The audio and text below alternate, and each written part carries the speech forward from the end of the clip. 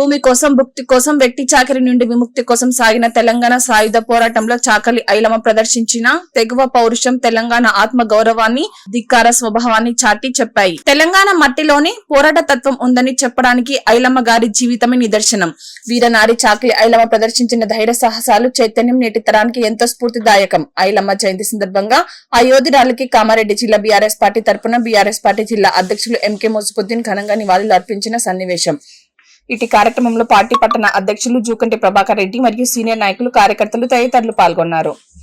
ఆ రోజు నుంచి ఇటువంటి పెద్దోళ్ళు మహానుభావులు తెలంగాణలో కష్టపడిన వాళ్ళు చేసిన ప్రతిఫలమే తర్వాత కాలంలో 1969లో కానీ అదేవిధంగా 2001లో కేసీఆర్ గారు చేపట్టిన ఈ పోరాటం ద్వారా 14 సంవత్సరాలు మళ్లీ తొలి దశలో వీళ్లు పోరాడితే మలి దశలో కేసీఆర్ గారి నాయకత్వంలో పోరాటం చేసి తెలంగాణ సాధించుకున్నటువంటిది. కాబట్టి ఇటువంటి మహానుభావుల ఈ విగ్రహాన్ని కూడా గత టీఆర్ఎస్ ప్రభుత్వంలోనే ఇక్కడ ఆవిష్కరించబడ్డది. కాబట్టి ఇటువంటి కార్యక్రమాలు చేస్తే ఎంతో తెలంగాణ ప్రజలకు స్ఫూర్తిదాయకము.